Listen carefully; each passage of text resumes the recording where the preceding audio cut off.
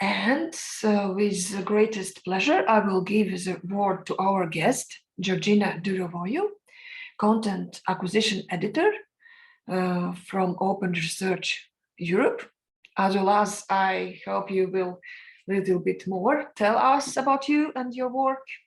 And please, Georgina, the stage is yours. Thank you, Geeta. Yeah, I just need to share my screen very quickly. Oh, yes, please. I will give you the perfect. chance in just a minute.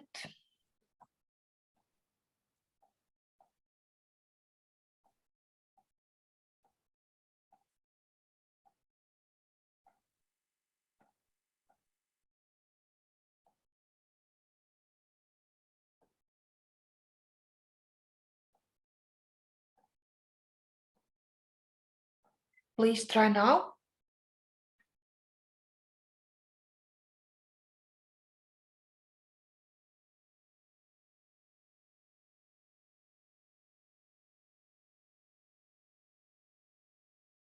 Sorry, hi, can everybody see my screen? Yes, we see and hear you very good. Okay, thank you so much, Geeta, for your introduction. So, hi everybody, my name is Georgina.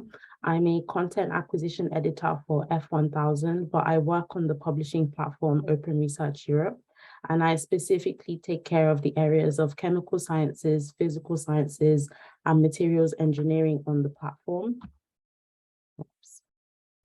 Okay, so today I'm going to give a brief presentation about Open Research Europe and just give more information about who we are, what we do, where we came from, and how people can engage in the platform, how our publishing model works, and just give some more information about why people should choose our platform to publish their work, really. So the European Commission wanted to set up a diamond open access publishing platform where recipients of Horizon 2020 or Horizon Europe funding could publish the results of their work that had benefited from this particular funding. So they set out a public procurement process, essentially asking publishers to put forward their plans for what that platform would look like. And F1000 Research won the contract in March 2020 for a 4-year period. And of course, it's not possible to run a platform on this scale in isolation.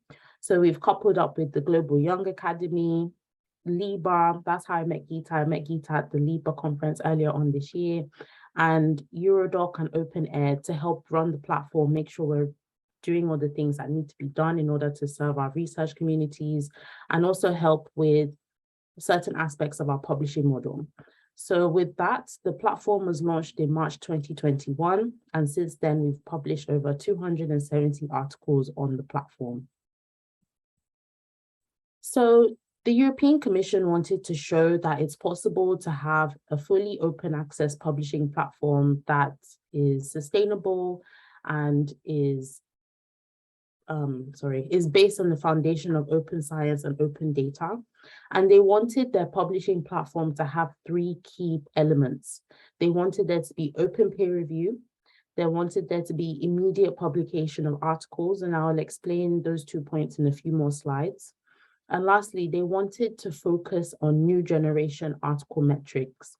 So typically, research journals tend to rely on things like an impact factor or a site score to entice people to want to publish on their platform.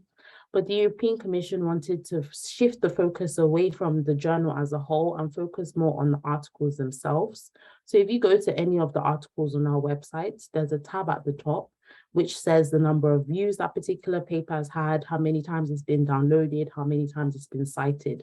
So the EC really wanted their attention to be focused on articles as opposed to the platform as a whole. So this slide more or less summarizes all of the key features of our platform, and I'll just run through each of them very quickly. We're a high quality, reliable, and efficient publishing venue. And I previously mentioned that the whole point was so that Horizon 2020 and Horizon Europe beneficiaries can publish their work, but the platform has since opened up to other funding streams. So now we publish work that's been funded by Horizon 2020, Horizon Europe, European Research Council funds, Euratom, which is a physics-specific funding program, and cost actions, which some of you might have heard of. We offer high scientific standards, and we make use of a swift and transparent publishing process, which I'll talk a bit more about in a few more slides. Unlike typical research journals, we don't have an editorial board, but instead we have a scientific advisory board. So these are made up of individuals that the European Commission chose themselves. They are experts, academics, and industry leaders in the various research communities that we want to publish work in.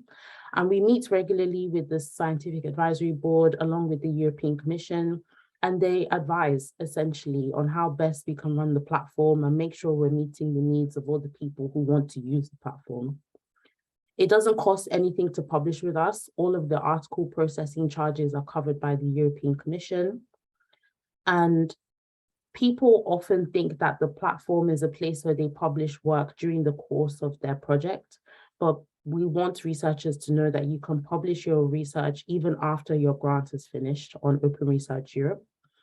And I'm aware that there are certain open access obligations that have to be met when researchers receive funding from the European Commission. And by publishing on Open Research Europe, automatically all of those obligations are met. So I mentioned previously that we try to cater to a wide variety of research communities. We are multidisciplinary, so we publish research in natural sciences, where my subject areas fall under. We also publish in engineering and tech. We publish in medical and health sciences, agriculture and veterinary sciences, social sciences, humanities, and the arts. And we also publish a wide variety of article types. We're very aware that during the course of a project, not every piece of information can be put into a research article.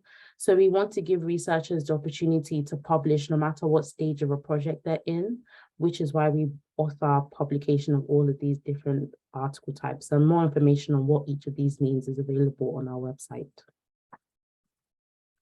So now we're moving into the publishing model that we make use of on the platform. It's made up of 4 key parts: submission, publication, peer review, and then post-peer review. So I'll begin with the first half. So this is submission and publication. So an author submits a paper to Open Research Europe. This is then checked by our pre-publication team. So they will carry out a number of checks on the paper, including check for plagiarism, check that ethical approval has been received, that the language of the paper is suitable, that the authors who are listed on the paper are eligible to publish on the platform. And then we also check that the data availability statement 1 is included in the paper, but also we have an open data policy at Open Research Europe. So that essentially means that any data that's accompanying an article has to be made open. So when we say made open, we ask that the data is stored in a suitable repository, and then we link that data to the article via a DOI. So if somebody finds the data in a repository, they'll be able to link to the article that the data is referring to and vice versa. We make recommendations for the types of repositories authors should use depending on the type of data that's being asked to be uploaded. And we also make sure that the confidentiality of the data has been kept, that we respect the terms of consent of the individuals involved in the research. We're consistent with Horizon legal ethical frameworks, and we would never ask our authors to upload in a repository that will cost an insane amount of money. Most of the repositories that we recommend are free to use, but depending on the type of data, there's some specific data sets that have to be stored in a very specific type of repository, and some of those could incur costs, but most of them do not cost authors anything. So after the article has been submitted, it's passed the pre-publication checks and the data has been deposited in a repository. The paper is then published and it's available on the website to read, and it counts as a publication for the author. During the submission process, we ask authors to recommend people that they would like to peer review their paper. And we have a dedicated peer review team that will authenticate these individuals, make sure there's no conflict of interest, that they haven't worked together before and things like that.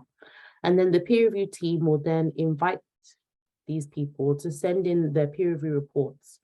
And at Open Research Europe, our peer review process is open, as I mentioned earlier.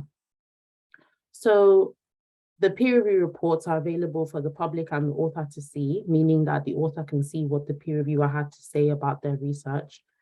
And the peer reviewer names are also made available to everybody to see, so the author knows who exactly is reviewing their paper. So we believe that open peer review works for a number of different reasons. One, it reduces the possibility of bias. So I'm sure people are aware that at traditional research journals, papers could be rejected for all sorts of reasons, and you wouldn't necessarily know why. But at least at Open Research Europe with open peer review, because it's open, we trust that our reviewers will give a objective and a substantial peer review. They wouldn't necessarily be able to say they just don't like the work and that's why they're not going to pass it for peer review. Which means that the feedback itself is going to be constructive and actually worthwhile for the author to make corrections to their paper. We also think that open peer review then triggers a conversation between the author and the reviewer, and that in itself could produce the possibility for collaboration down the line. And we like to put authors in the driving seat of the process. At the end of the day, it's your research. You should have a say in how the paper is peer reviewed, and you should know what people have to say about your research. So there are 3 statuses that a peer review report can have. Approved, which means that the peer reviewer thinks that the science is completely sound, it's of academic and scientific standards, and there's nothing that needs to be changed with the paper in question. We have approved with reservations, which means that, yes, the quality of the paper is good, but there are certain changes that need to be made in order to really make the science 100% up to standard. And then last, we have not approved, which means that there are fundamental issues with the paper in question, but authors have the opportunity to update their papers at any stage of the process, even before peer review has started or even after peer review has been completed. So even if a paper receives a not approved status, authors have the opportunity to revise their paper and then resubmit the paper for peer review. So here's an example of an article on the Open Research Europe website. You can see here in the title, there's a bit in brackets that says version 2, peer review 2 approved, which means that this is the second version of the paper that's up on the screen, and that this particular version has passed peer review because it's received 2 approved reports. I'm not sure if you can see this tab on the side in gray. This is where, if you wanted to, you could be able to read the peer review reports themselves. And then you can also see here that one of the reviews that was once a question mark has then become a tick. So the paper underwent peer review for the first time, received 2 reports, and one of them was approved with reservations. The author then had the ability to update their paper, resubmit it for peer review, and then the paper has now passed peer review. So that's just an idea of how the process works. Okay, so once peer review has been complete and the paper has passed peer review, it can then be sent to indexes and repositories. In order for a paper to have said to pass peer review on Open Research Europe, it can happen in 2 different ways. The paper can receive 2 peer review reports, and both of them have to be fully approved. If the paper receives 3 reports, 2 of the reports can be approved with reservations and 1 of them can be approved. So that's what it takes to pass peer review on the platform. So in 2021, we were awarded the Directory of Open Access Journals seal, which essentially means that we're operating at the best of open access practices. We were accepted into InSpec, which is an engineering indexer, and also ERIH+, which is a humanities and social sciences indexer as well. All of our content is indexed in Google Scholar immediately after passing peer review, as well as Zenodo. Earlier on this year, we were accepted for indexation in Scopus. So now we're currently in the process of adding all content on the platform that has passed peer review onto Scopus. And in the future, any papers that pass peer review will automatically be added to Scopus as well. And we were recently accepted into Reaxes, which is a chemistry-specific indexer. And we're constantly looking for more places to be indexed in, because I know that's very important to authors. So if any people in the audience would like to recommend a place that we should be indexed, please let me know and I'll see what I can do. So just to summarize everything that I've said, what are the benefits of publishing on Open Research Europe, specifically for authors? We're fast. So because peer review happens after publication, it doesn't take that much time at all for papers to be published. So authors are able to start racking in publications quite quickly. We're inclusive. So as I mentioned, you don't necessarily have to wait to have all of your data all ready and set before you can publish on our platform. Because of all the different article types that we have available, authors can start publishing essentially whenever they want to during a project. We're open, so we're making sure that we meet all the Commission's open access and data sharing requirements. We're reproducible because of our open data policy. It makes it a lot easier for researchers who find a paper to be able to see that if they copy a method exactly how it was described, this is the data that they will get. And again, we're transparent. So our open peer review, our whole publishing process is built on open science. So we want authors to be able to know what's happening at every step of the way of their publication journey. And it's easy. It doesn't cost anything for people to publish on our platform. We're more than happy to offer assistance to authors if they need any during the publication process. And you don't have to worry about fees or anything like that when you publish on Open Research Europe. So there are 4 key ways that you could get involved with the platform. You could, of course, become an author. We would love to have your work on the platform. You could become a reviewer. So we have a pool of reviewers who are essentially on standby, because there are occasions where we send invites out on behalf of authors and we don't hear anything back. And then we then have a pool of reviewers who are ready to review papers when we need to. So we're constantly looking for people to add to the pool. You can act as a guest advisor for one of our collections. So we launch collections on a regular basis on the platform. And these are like themed areas on the platform for you to find specific work content. And we recruit advisors to represent these collections. And if that's something that's interesting to you, please let me know. And last but not least, we have our resource hub on the platform, which provides more information about our model, about open science, open access, and just will provide advice depending on the type of advice you're looking for, really. So thank you so much for listening. I hope this was helpful and beneficial to people who didn't know about the platform or who did and just wanted to know a bit more about it. Please feel free to ask me any questions. And if anybody would like to send me an email, that's my email address. And if you're on Twitter, please follow us on Twitter at openresearch_EU. Okay, I'm going to stop sharing my screen. Thank you so much.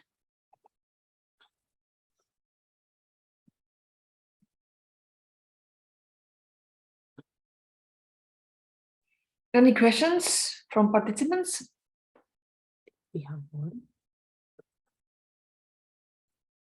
Yes, please, Klaus. Yes, thank you. Thank you, Georgina, for this very interesting news.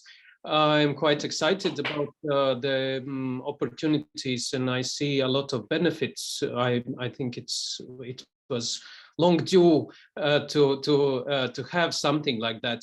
But I'm a bit concerned regarding the open review. I wonder if I understand it correctly. I understand that the reviews themselves are publicly available. But how about the reviewers? are their identities also available? And of course, I am asking that because the double-blinded review system has been a kind of gold standard previously, and introduced specifically to avoid bias. Now I'm wondering how the possible biases that this previous system was meant to prevent is being prevented in this new system. Yes. Okay, so thank you for your question. So yes, the names of reviewers and their institutions, their affiliations are made available. So if you want to read the report, you'll be able to know who wrote the report and where they work. I understand people don't necessarily like that. I often get people saying, why would I want my name to be attached to my report? Why would I want people to know where I work? And my answer to that is that it's, in a way, it's meant to reduce the bias that double-blind peer review can sometimes encourage.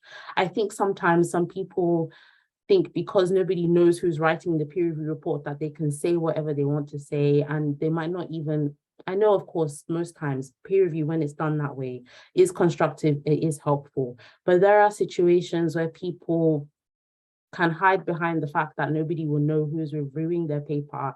And, you know, researchers will never truly know why their paper might not have passed peer review because they'll never know what was said about their paper. So at our platform, we believe that if peer review is open, if your name is going to be attached to the report, because you have a reputation to protect, you will do a very good job of peer review, not necessarily meaning that you will pass the paper even though you think it's not good, but because your name is attached to the peer review report, you will do a diligent job of reviewing the paper. You'll be honest, and you would submit a report that's truthful and honest because your name is attached to it. That's how I think it works. I know some people don't think it works that way, but that's what we think at Open Research Europe. Yeah. Thank you, Georgina. Here is one more question. Sure. Is content of Open Research Europe indexed in Scopus and Web of Science? So we're indexed in Scopus, but we're not indexed in Web of Science. I'm not sure if we ever will be indexed in Web of Science just because of the impact factor issue. We do not have an impact factor and we will not be getting one. The European Commission were not interested in their platform having an impact factor. And I think at Web of Science, that's a requirement if you want to be indexed there. So for that reason, no, we're not in Web of Science, but we are in Scopus. And I have questions. Sure. For example, what are the first steps for authors if they want to publish in this platform? As well as what are the first steps if researchers want to be reviewers? Okay, so there are quite a few links. I could maybe send this presentation to you, Gita, and then we could send it around to people who would like it after the presentation. But Yes. It's quite simple. When you get to our platform, there's a bright yellow tab that says submit your research. And the questions, two things that we need our authors to have when they want to submit: their grant number, so the number of the grant that's attached to the funding, and then we ask them to just detail. These are the two steps that people tend to have a bit of hiccups with: the grant number, and then the contributions of the authors that are listed on the paper. We don't need every author on the author list to have received funding. We only need maybe one author to have received funding before. Everybody else, they don't have to have the funding attached to their work. What else do we require? The open data. So we require your data to be uploaded to a repository. On our website, we recommend repositories depending on the subject area that you fall into. And of course, sometimes some authors are very unaware of what they need to upload. They're often like, what particular type of data do you need? I'm more than happy to help. If anybody would like to talk to me about it, I can offer some more assistance. And we have our data team who's more than happy to help as well. But those are the three things that authors need to have ready. So they need to have their grant number. They need to make sure that they list exactly who's on the list and list exactly who is an author on the paper and who contributed what and who received the funding. And then last but not least, have their data ready to be uploaded into a repository. So those are the three main things. And for a reviewer, if he wants or she wants to contribute as a reviewer? There's a form that we ask people who would like to review to fill out. Again, all the links are on here. There's so many links, but there's a form that we ask people to fill out. We have certain requirements about who can review. For example, we ask that you have a doctorate level degree, that or if you don't have that, you've been working in the industry for a certain period of time. We ask that you're actively working in the industry. You can't have retired. You have to be an active participant in science. And yeah, those are the two prerequisites that we ask. So I will have a look in chat.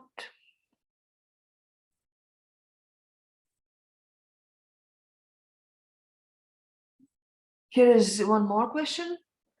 Who and how decides on the reviewers, and what do authors have any say in this? Can they perhaps suggest reviewers? Okay, yep. So during the submission process, we ask reviewers to make recommendations. Sorry, not reviewers. We ask authors to recommend at least 5 people that they would like to peer review their paper. If they're struggling with that, we have a tool on our website which you can type in the keywords related to your research and it will suggest people who work in that particular field. And so the authors are the ones who choose who they would like to review their paper, but the peer review team will make sure there's no conflict of interest, that they haven't worked together before, that to reduce the possibility of bias. So authors choose, but the peer review team will establish that there isn't bias, and then the peer review team will invite the people suggested to submit a report. So authors choose, but review team will then sort out everything else. And please clarify more precisely, is it that there is obligatory need the grant to submit paper in this platform? Okay, so yes, we need at least one author on the author list to have received funding. So essentially we're saying, even if the key author of the paper may not have received funding, at least one of the authors on the list would have had to have received Horizon funding or one of the different types of funding that we accept. So yeah, we just need at least one person on the author list to have received funding, and that funding was used to produce some part of the paper. It might not have to be the whole paper, but at least some part of the money received from the European Commission has to have contributed to the paper. I hope that makes sense. And here is more question. How smooth is the process of your reviewer attraction? If I understood correctly, reviewing is not paid. If potential reviewers are announced interested, do quality reviews in short times for free? I mean, it works because we have people who have peer reviewed for us before. I know some people are not very happy that reviewers are asked to review papers for free.